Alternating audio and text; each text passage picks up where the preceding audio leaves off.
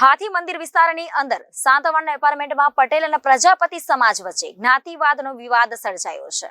સાંતવાડ એપાર્ટમેન્ટમાં વેચનાર પાર્ટીને ખરીદનાર પાર્ટીએ પહેલા જ પૂછ્યું હતું કે તમે તમારા એપાર્ટમેન્ટના પ્રમુખને જાણ કરો કે ખરીદનાર પાર્ટી પ્રજાપતિ છે, સારા ફેમિલીમાંથી છે। તમને તમારા માર્કેટમાંથી જે કોઈનો રેફરન્સ લેવો હોય તો તે લઈને મને કહો કે વેચનાર પાર્ટી ખોડીદાસ પટેલને એપાર્ટમેન્ટના પ્રમુખનો મેસેજ આવ્યો હતો કે પાર્ટી સારી છે, વેચવામાં કોઈ વાંધો નથી તેવા મેસેજ આવ્યા। પછી ખરીદનાર પાર્ટી જીતુભાઈ ઘોડાદરાને વેચનાર પાર્ટીને કહ્યું કે મારી સોસાયટીમાં વાતચીત થઈ ચૂકી છે કે તમને ટોકન આપી દો। ત્યાર પછી જીતુભાઈ ઘોડાદરાએ ખરીદી લીધેલા અને દસ્તાવેજ કરેલા, ત્યારબાદ કુંભઘડો મૂકી રેવા જવા માટે સાફ સફાઈ કરવા માટે ગયેલા તો ત્યાં 30થી 40 લેડીઝો ઘરમાં ઘૂસીને નાલાયક ગાળો અને ગેરવર્તન કરીને ત્યાંથી સાફ સફાઈ કરવા આવેલા વ્યક્તિને સફાઈ બંધ કરાવીને પાણી અને લાઇટ સપ્લાય બંધ કરીને એવું કહેવામાં આવ્યું હતું કે આ ફક્ત ને ફક્ત પટેલ સમાજને જ રહેવા દેવામાં આવશે, પ્રજાપતિ સમાજના વ્યક્તિને એન્ટ્રી આપવામાં આવશે નહીં તેવું કહીને ખરીદનાર પાર્ટીને એપાર્ટમેન્ટના સભ્યોનો મામલો સિંગણપુર પોલીસ સ્ટેશને પહોંચ્યો હતો।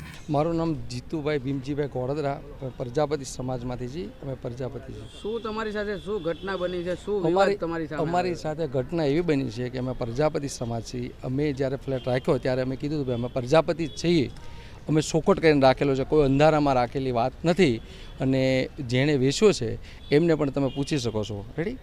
અને મારી પાસે એણે લખાણ પણ આપેલું છે કે ભાઈ પ્રજાપતિ છીએ, એની અમે કંઈ નાદ ફેરવી ન શકીએ। એટલે મેં કીધું અમે આવામાં પડવાલ નથી, છતાંય કે બધું મીટિંગ કરી છે અને કોઈ અમને વાંધો નથી।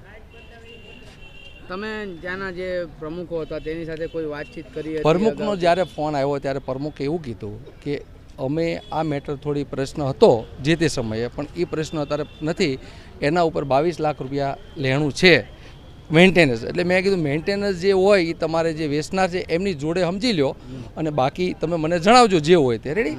એવી વાત હતી। મેં કીધું મારે તો ટાઇટલ ક્લિયર કરી અને જે પણ લેણું હોય, વેરા બિલ છે, લાઇટ બિલ છે, અન્ય જે પણ હોય એ તો સુખોટ જ હોય કે ભાઈ આપણે એ લોકો ભરી દે। બિલ્ડરો સાથે તમે વાત, ત્યાંના જે બાંધકામ બનાવ્યું ત્યાંના બિલ્ડરો હતા તેની સાથે તમે પહેલાં વાતચીત કરેલી હતી? મેં વાત કરી, જ્યારે અમે સોદો પાડ્યો ત્યારે મેં તેમના દ્વારા શું કહેવામાં આવ્યું તમને? એટલે ત્યારે મેં જ કીધું કે અમે પ્રજાપતિ છીએ, એટલે 1 મહિના પછી એમને બાનું લીધું છે મિટિંગો કરીને, અને આજે કોઈ વાત કરે તો એનો કોઈ મિનિંગ લેસ છે, સમજો તમે। અને પછી અમે જ્યારે ગયા ત્યારે એ લોકોએ અમારું અપમાન કર્યું બધું, છતાં અમે એને કીધું ભાઈ તમે શાંતિ રાખો, હજી કાંઈ અમે રહેવા આવી ગયા નથી, આના ઘણા ઉકેલ થાય, કોઈ પણ પ્રશ્ન હોય એનું સોલ્યુશન ન હોય એવું બનતું નથી।